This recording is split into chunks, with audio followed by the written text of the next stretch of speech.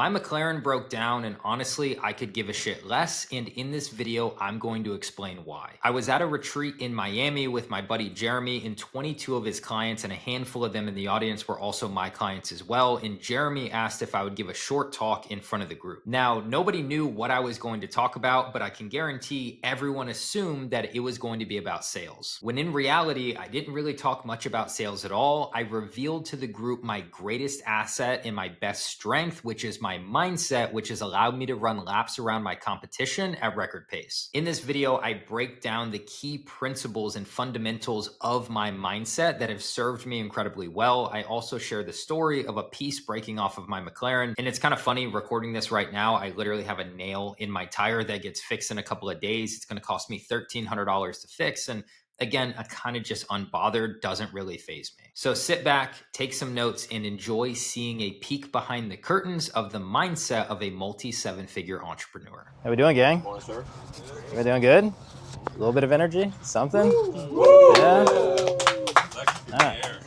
I like it. So obviously you guys know me like as the sales guy, right? But I think what's served me incredibly well on sales calls and just in the world of business and the game of life has been my mindset.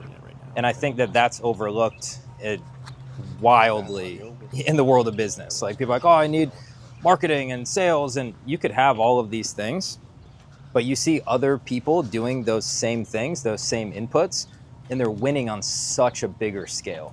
And then the question becomes, well, what are they doing, or what do they have, or what inputs are happening that I don't, that's allowing them to win on a much bigger scale?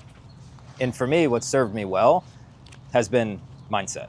And so I've been having conversations with all of you guys throughout the past couple of days, and I've just kind of taken some notes and some feedback from those conversations. And I just wanted to touch on a couple of high level things pretty quick, right? So I heard this when I was 18. I was at a Tony Robbins seminar, and somebody, I don't know if it was him or in the audience, somebody told me, they said, you get to keep the beliefs that you're willing to fight for.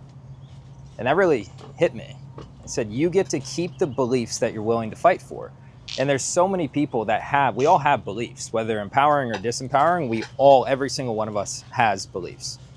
And I'll give you an example. When I first hired Jeremy on our call, my belief was I'm not a marketer. I'm a sales guy. This is the way my brain works. It's very boom, boom, boom, boom, boom. I'm not a marketer. And I got to keep that belief for many of years. And that single belief is what stopped me from launching closedsales.com for years. So I was like, what if I do my own offer, then I have to do the marketing, and I'm not a marketer. I'm not creative. I'm not good at it. And Jeremy laughed on the call when I told him, like, I'm not a marketer. He's like, we'll see about that. But I got to keep that belief because I was willing to fight for it. And no matter how many times somebody told me, dude, you can be a marketer, you can be creative, you can be great, I was like dying on this hill of I am not a marketer. And so I would question you guys, what are the beliefs that you have that are not serving you at a high level that you're fighting for? I posted a YouTube video and I was talking about business is easy. That's my belief. And I'm willing to fight for that belief. And it's a very empowering belief. And it allows me to scale 10x what most people can do. Because in my mind, business is easy. And this guy commented on my YouTube video and he's like, business is hard. That's not true. And he's like literally dying on this hill of business is hard.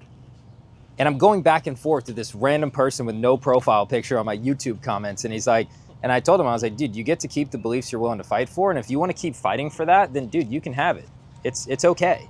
Business can be hard for you. That doesn't mean it has to be hard for me. And he's bringing all this context. And if you have this type of business and management, he's like paragraphs just telling me that business is hard. And I'm like, dude, business is hard for you because that's the belief that you have. And if you're willing to fight for it, you can keep it. So we have beliefs in business. We have beliefs about our body. We have belief about friends or family or whatever, about everything. And so I would question you guys, what beliefs do you have that are not empowering that you've been holding on to and fighting for? Callum, you had a belief that VSL leads are colder, they're harder to close. Not to me. Not if you have the right strategy. And I'm breaking down this belief and you weren't willing to fight for that belief. You were willing to let it go, which is great. It means you're open-minded, you're willing to grow, you're willing to learn, right? But we all have beliefs. Some of them we've held on to since we were a wee little lad that we've been fighting for. And those beliefs have been keeping you stuck from going to the next level in your life, your business, your relationships, your body, every aspect, right? Something else that I employ in my own life that served me very well is I am unbothered all the time. Like 24/7, genuinely unbothered. I call it water on a duck's back because the feathers of ducks are super oily. So they can go into the water and then they can just shake their feathers and all the water comes off and then they can fly. But if the feathers aren't oily, the water, they get waterlogged, they're too heavy. Then they have to sit and dry for hours and hours before they can fly again. But if they can just shake their feathers and the water comes off, they can fly immediately. That's how I live my life. I get on a sales call with a great prospect that didn't close, water on a duck's back. I had a retreat in Siesta Key, client leaned on my McLaren, snapped a piece off the top, everybody panicked. Oh my God, how much is that gonna? I was the only one who didn't give a shit. It's my car and I gotta pay for it. He apologized 7 times. I'm like, dude, I forgot it even happened, right? I get downpipes in a tune, blow the exhaust tips off my car. People are like, how much is that gonna cost? Don't know, don't really care. Dude, what if it's like 5 grand? I'm paying 5 grand. I don't know what to tell you. I'm just so unbothered in life and in business. And I take it a step further, right? If I'm driving and I get pulled over, most people are like, oh, my day's ruined. I got a ticket. Well, first of all, you were speeding. Let's take some accountability, some responsibility here. Like you did that. And then number 2, I think, but if I didn't get pulled over, that means I would be driving. And if I was driving, what if I would have been in the wrong place at the wrong time and got into an accident? So now I take that bad situation and I turn it into gratitude. I'm like, dude, thank you.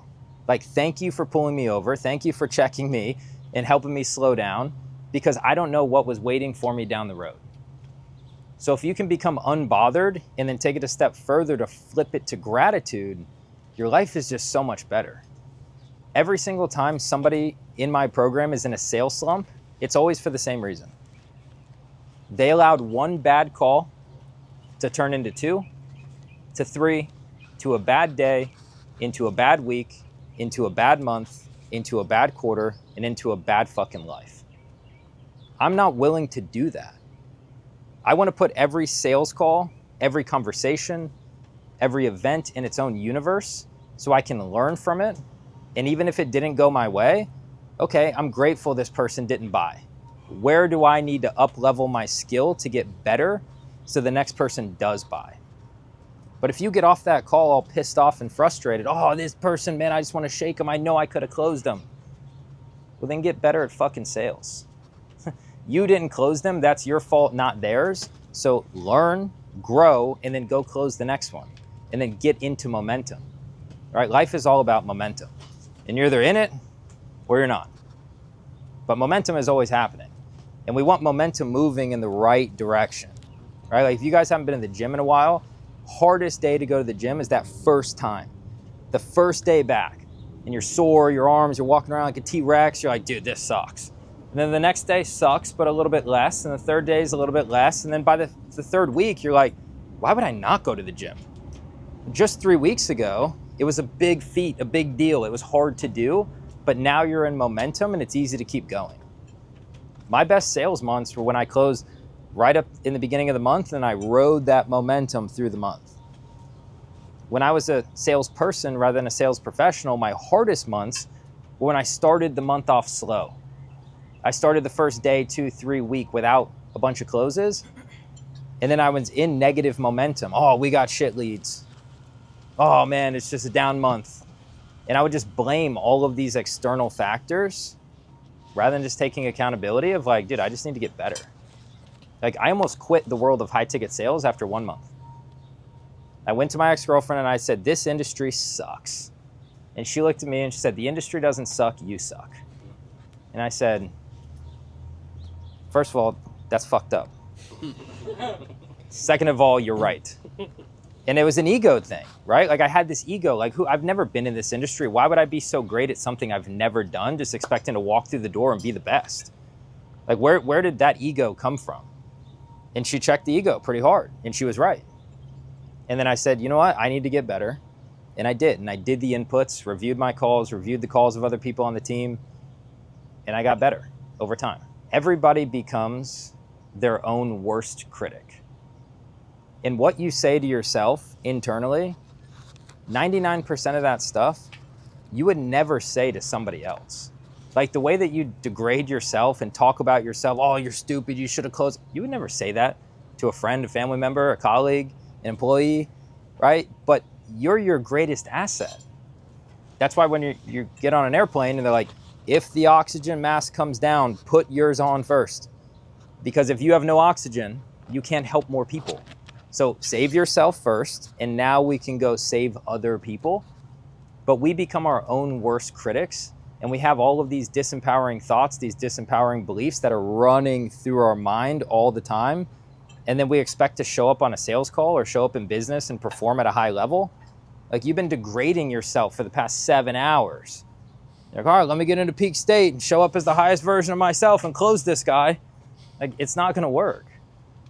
If you have empowering beliefs and you walk into every sales call of like, hey, X is a new client. Every time a call books on my calendar, cold, hot, rich, poor, I just say, Joe's a new client, Mike's a new client, Stacy's a new client. Like out loud to myself. Like I could be at the gym, 6 a.m. Application comes through, hell yeah, Stacy's a new client. Just made 12 to 30K depending on what I sell her. Most people, they get an application like, oh man, this guy's broke. He doesn't have lead flow. He's not that ideal. And then we tell ourselves all these things for days leading up to the call. Then we get on the call and then they don't buy. And we're like, yeah, see, broke, ads aren't working. This isn't working. And we've done that. Like we've quite literally manifested that energy into the universe, and then it happens, of course. I had a client, Zach, and we're on our first one-on-one call, and he was struggling with confidence. And I said, when's your next sales call? He said, oh, I got one later today. So what's his name? He's like, Joe. I'm like, hell yeah, Joe's a new client, dude. He's like, no, I have like a sales call with him later today. I was like, dude, hell yeah, Joe's a new client. He's like, well, but he hasn't bought yet. I'm like, dude, thanks. Like, I understand. But Joe's a new client. And he's like, yeah, Joe's a new client. And I'm like, no, Joe's a new client. He's like, Joe's a new client. And I'm like, and I kept saying it until he's like, dude, fuck it, Joe's a new client. And his energy, his body, his physiology changes. He gets excited. He puts energy into it. 4 hours later, I get a Slack message. Joe's a new client. And I just responded, of course he is. Because that's the energy he puts out into the universe. So if we have time to be our own worst critic, can't we just flip that and become our biggest champion? Can't we just pour into ourselves and remind ourselves how great we are? Which leads me to, most people compare themselves to other people. And I'm okay with that. I think it's cool, right? I can compare myself to Eli. I'd be like, dude, guy spoke on over 4,000 stages. Great, that motivates me. But if I'm gonna compare myself up, I must also compare myself down to people that I'm further along than, to keep the ego in check. If you only compare yourself to people doing better than you, there's always going to be someone doing better than you. My dad taught me that when I was very young. He said, son, there'll always be somebody better looking. It's like, fuck yeah, I know, thanks. There'll always be somebody making more money, somebody taller, somebody faster, somebody better. But none of that matters. You have to just be the best you. And if you only compare yourself to people doing better, you're always going to feel like you're losing. Braden, we had this conversation. You're like, oh, dude, I'm 22. There's 18-year-olds driving Lambos, da-da-da. And I said, there's also 60-year-olds clocking in and out of corporate jobs dead broke.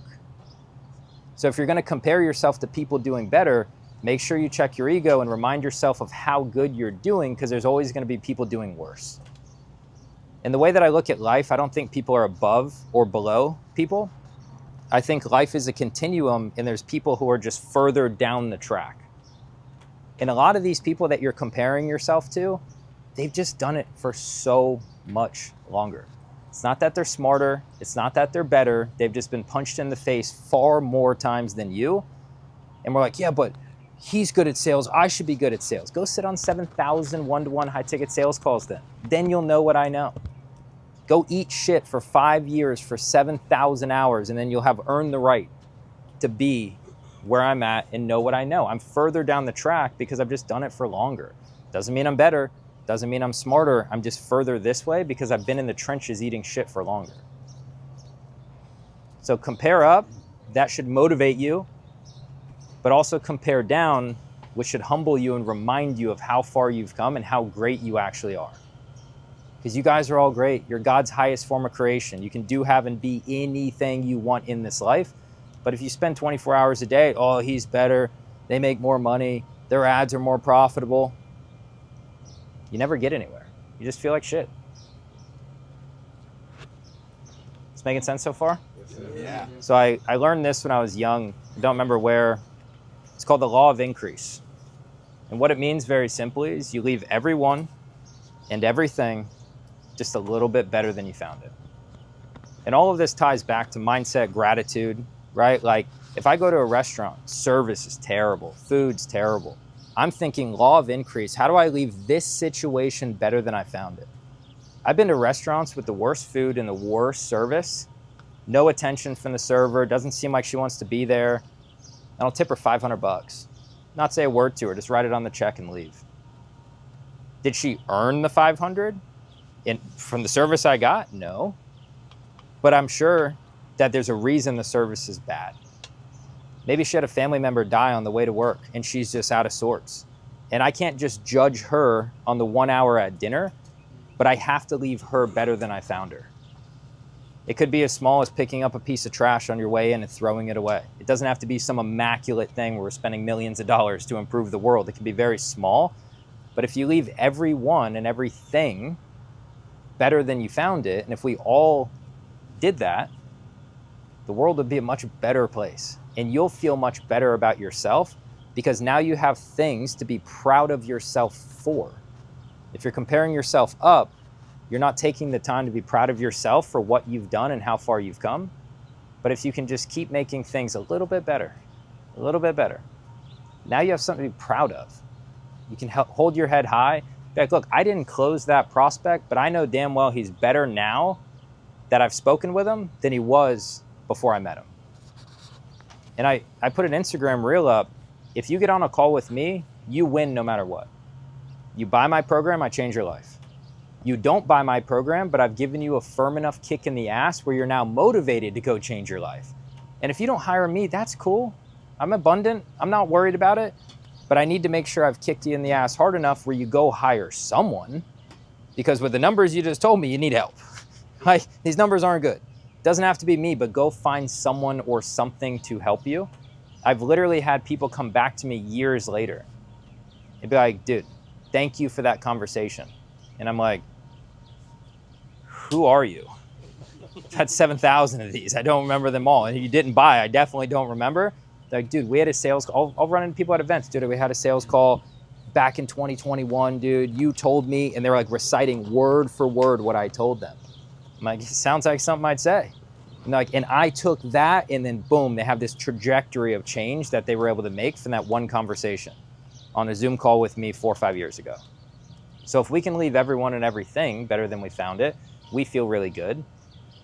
We have water on a duck's back. Guys, life is hard. Two days ago was the 11-year anniversary of the first girl I ever loved, her passing away, right? Life is fucking hard. There's going to be debt. There's going to be divorce. There's going to be betrayal. There's going to be speeding tickets and car crashes. There's going to be bad shit. Unless you just lock yourself in a cave and never leave your house, but then you don't live a life worth living anyway. So if we know life is going to be hard, why are we so bent out of shape when it is hard? Like for me, I'm like, cool. That's life. Water on a duck's back. What's the fastest path to moving on from this bad situation? What lessons can I learn? And then how can I proceed with the rest of my hour, the rest of my day, the rest of my week, and the rest of my life? But if you're so bogged down, right, Madison, this is why your offer is so powerful, because you're working with high-level people and they're releasing decades of trauma that they've been holding on to. I just don't hold on to anything. I just learn and I just grow and I just develop and I keep it moving. But if you're storing all of this negative energy, how do you operate and function? It becomes really difficult. And we're stacking it every day and adding it up until we hit a breaking point. We're like, Madison, take my credit card. I need help, right? But that's the world we live in. So it's water on a duck's back. It's kind of an attitude of gratitude. Leave everything and everyone better than we found it. You will be happier. The world will be happier. And then you'll have much more confidence in this magnetic energy where people are just drawn to you. You just walk in a room and people are like, I don't know who that guy is or what he does, but I want to speak to him. It's just this magnetic energy that you carry with you. You guys ever have friends that are super negative? Just like depressing? Not anymore, right? You can't do it. Because as you elevate to the next level, you're like, dude, I don't want this. I can't do this. Like, I don't hang out with any of my old friends anymore. Great guys. They've just never done these things of personal development to get to this level. So I leave those interactions and I'm just exhausted. Where I'm exhausted, I go out to dinner with somebody who's a high-level business owner, and I leave with more energy. How did I just get more energy? I was just tired on the way here. Now I'm ready to go back to work for another 12 hours. White Monster helps, but the energy of other people helps a lot more. So I just want to touch a little bit on mindset. I think that's a strength that I've had, and I think it's because I've been through so many different things, and I realized at a young age, it's like, life's going to be hard. My dad taught me everything happens for a reason. Good, bad, ups, downs, rich, poor. It's all going to happen for a reason. And I guarantee you guys have situations that in the moment, you were pissed. You're like, dude, this sucks, da da da da. And then a year later, 2 years later, 5 years later, that situation now reveals itself to be the catalyst for something great. You're like, man, I'm so glad that happened. But it took you 5 years to learn the lesson, where you can just be grateful in the moment. But this is unfortunate, but I'm grateful for it. I don't know what I will learn or where it will take me, but I'm trusting that it's happening for a reason. And then we're not bogged down with negative energy 24 hours a day, 7 days a week. Then we can show up to business and life and sales calls and dinners with much better energy, much more exciting energy that people want to be around. If you have a CEO with a ton of turnover, maybe you're not a CEO worth working for. That doesn't feel good. But I guarantee if you hire 30 employees and they all quit, it's probably your fault. You probably didn't just happen to hire 30 shitty employees, right? And if you're not a CEO worth working for, are you a friend worth having? Are you a mentor worth investing into? If the answers are no, we got to make some changes. We got to start moving in a better direction. This making sense? Mm-hmm. Anybody have any quick questions? Yeah.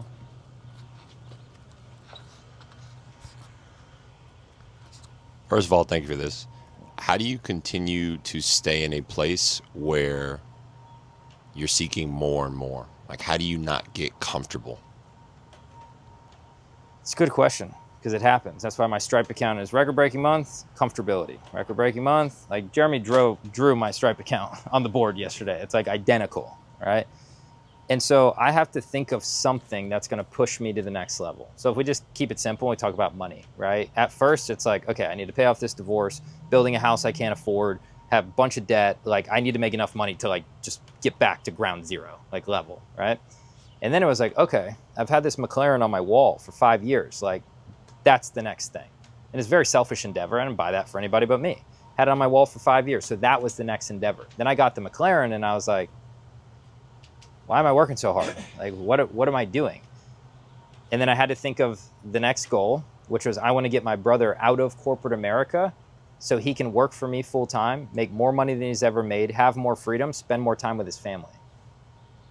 Problem with that is he put in his 2 months a month ago. He comes on April 1st. So I'm thinking like I need something else or I just become stagnant and complacent. And I haven't gone deep enough yet to figure out what that next thing to pull me forward is going to be.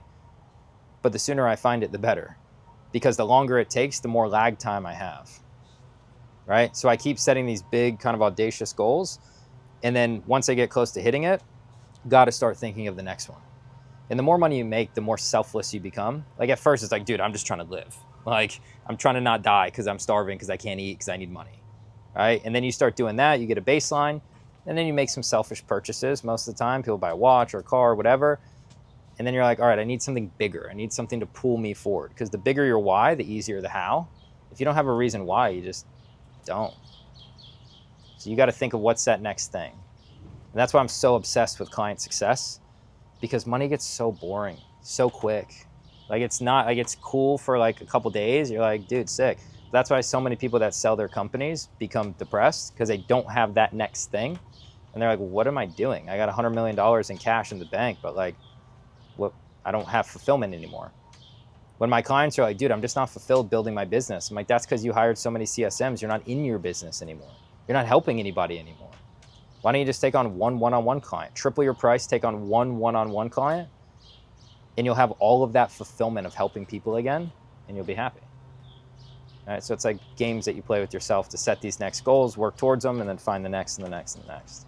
Cool. Thank you. Yeah, of course. What are some tactical ways that you use to reinforce your beliefs to be working for you, not against you? I'm a master of personal celebration. I go to sushi 3 times a week, sit by myself, and I'm just telling myself all the great things I've done. Like, I have no shortage of celebrating myself. And it's not like, dude, I bought this car. It could be, dude, I've worked my ass off to rebuild these modules. The unglorified, non-sexy stuff, I'm celebrating myself for.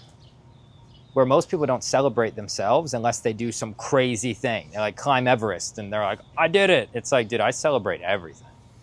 Celebrate being a good brother, being a good son, eating clean for the day, waking up when I said I was gonna wake up, even when I felt like shit. Like, I'm just celebrating all of these micro wins. And I told my clients this on a group call the other week. I'm like, am I the only one that takes myself out to dinner a couple times a week and just tells myself how awesome I am? You see all their little Zoom boxes. They're like, dude, I never celebrate myself. I'm like, but if you don't celebrate yourself and you're your greatest asset, like, it doesn't encourage you to go do more. You just got to celebrate yourself. Small things. Doesn't have to be, I had a record-breaking month. I don't even celebrate record-breaking months because they're just expected because I'm doing the little inputs every single day that compound over time. So it's like, yeah, of course. I celebrate those little inputs, which leads to bigger outcomes. Make sense? Yes. Awesome. Love that. Yeah, I'm curious. What do you find are some of the most common limiting beliefs that people are fighting for? You know, like of the people you see working for business, sales, that are just not serving them? Most of the time, it's just comparison to others. They're like, I'm not worth it because look at their results. I can't make that much money because they're younger than me, or they've been in the game, they did their niche, and just make up all this stuff. And that's the good and bad thing about like group settings, right? Like, I love group coaching, but I know for a fact that like someone who's on like a down streak or whatever, they're looking at the wins channel. It's like record-breaking month, Piff, bought my dream car. And I know that like a lot of people look at that, and it's hard to celebrate other people when you're kind of down, right? It's easy to celebrate people when you're on a high. You're feeling good, you're celebrating others, but when you're in a lull, then you're like comparing yourself to others. I used to do it as a sales rep, man. If I went a whole day with no closes and someone closed 3, 4, 5 deals in a day, I'm like, fuck, dude. And then I become the victim.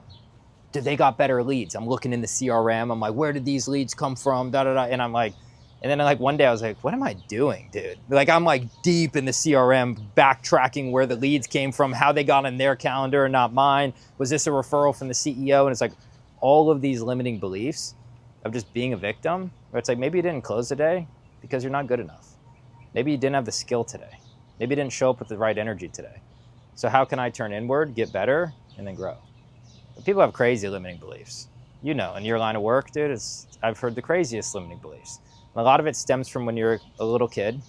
I got very lucky that when I was growing up, my dad told me every day, dude, you can do whatever you want. You could be rich. You could be a running back in the NFL. I'm like, dude, but look at my size. I'm so small. He's like, that makes the best running back. They can't see you behind the offensive line, right? And he just kept telling me since I was a little kid, you can do anything. I'm just lucky that that's how I was raised. But when you turn 18, you become an adult. It's like, dude, you got to take some responsibility. You got to realize the shit's in your hands, regardless of how you were raised, like, regardless of the past, regardless of everything else. You got to take some responsibility and start to up-level your mindset. With all of the clients that you've worked with, and then more so personally yourself, what is the number one biggest limiting belief that you see in common and with yourself that directly bleeds into sales calls and closing rate? Limiting belief, sales call, closing rate. I mean, it's really easy to blame marketing. You know what I mean? Like, it's really easy for people to be like, oh, it's the marketing. And I'm like, no, dude, like, this sales ability is really bad. And I think that's what limits my growth is like, people aren't problem aware because it's easy to scapegoat other things than take responsibility. Dude, responsibility sucks. It's not fun to look yourself in the mirror and be like, you're a bitch. It doesn't feel good, right? But the better you get at that and the more often you can do it, the faster you can grow. And so I think like if we just dumb it down, brass tacks, like blaming the marketing is the easiest thing. Oh, the leads aren't good. Oh, they're more cold. Oh, they just followed me yesterday. It's like, dude, I can take a cold lead and get them to pay me 10 grand in 45 minutes or less. Like they don't even know who the hell I am and they hate mustaches and I can still do it. You know what I mean? Like it's not that hard. So that's a limiting belief. They think sales is hard. The marketing's no good. Simple stuff. And it seems very trivial. But if you just keep blaming other things outside of your control, then you can't get better. Like I just have to take radical responsibility for my business, my income, my body, my life, because where I'm at today is just a culmination of all the past decisions, small and big, that I made that got me here. See what I'm saying? Makes sense. How do you find your next goal? I got to find something that's meaningful enough to make me do the work even when I feel like shit. Because again, I know life is going to be hard. Some days I love working. I'm a dog. Like this is so fun. Other days I'm like, oof. So I have to have something that I'm going to do the work no matter how I feel. That's going to push me and pull me to get to where I want to go. So like that's why the McLaren was really easy. I wanted it for 5 years. I didn't wake up on a Tuesday. I'm buying a supercar. Like it was on a canvas, still is, in my office for 5 years. And I honestly loved working like towards it. And then after I got it, like I didn't love working anymore. I was kind of like, I don't want to work. It was like more fun pursuing the goal than it was actually getting the thing. So I'm like, okay, that pursuit felt really good. Let me set the next thing. What would feel good for me? And at first it was money, but I'm like, I don't need more money. Like I could not work for a couple of years and be okay. Like it can't just be money because then I'll settle. So I was like, what if I could get my brother out of a shitty corporate job so he could spend more time with his wife and 2 kids? I was like, I'll work my ass off for that. Nice. Take care of big brother. That sounds really cool. And when you hear it and it clicks, you're like, that's it. Like, you're not like, oh, let me meditate on it for 6 years and see it. It's like when you hear it, you're like, that's it. I got to do that. And then I called him immediately. I was like, hey, I'm going to get you out of your shitty corporate job. You're going to come work for me full time. Here's exactly what's going to happen. And he was like, dude, how? Like how? And I'm like, I got it. And then I went into demon mode, scaling, because I knew the amount of money I was going to have to pay him. So I knew the income I had to create to be able to afford to pay him that amount of money. But now I don't know what the next thing will be. 3 weeks, he'll be full time. That goal is accomplished and done. So I have to do a lot of deep work to figure out what is the next thing going to be, because I don't want to slow down. So how do you do that deep work? Just sit a lot of time with myself. I'll drive around town, no music, no phone, just by myself, just sitting there crying from gratitude. I spend a lot of time with myself. I don't read a lot and do podcasts a lot because that's spending time with someone else or something else. It's just me. That's part of the reason I love that car, because I can just drop the top, drive around town by myself. My friends are like, dude, I was right next to you at the red light. Like I was honking at you. I'm like, dude, I'm like tunnel vision with myself right now. Like I don't even know where I am. Love that. Thank But you. everybody has different things that are important to them. And I think in the beginning, it's usually very selfish. Like I just need to make enough money to live. And then you do that and it's like, all right, what's the next thing and the next thing? And the sooner you can find it, the better. But I don't have like a framework of like on a Tuesday, I do this. And then a Wednesday at 4 p.m., I meditate on that. Like I'm very unstructured and kind of just loose. And then things just come to me that way. Love that. Thank you. But when I get the next goal, I will let you know. Sounds good. And I will tell you how it came about. Absolutely. Are you going to celebrate it first? Celebrate? Yeah. I just work more. Just go back to work. I don't like to slow down and celebrate. It's like, cool, that felt really good. Let's go do more of that. Foot on the gas. Yeah. All good, Jay? So Love it.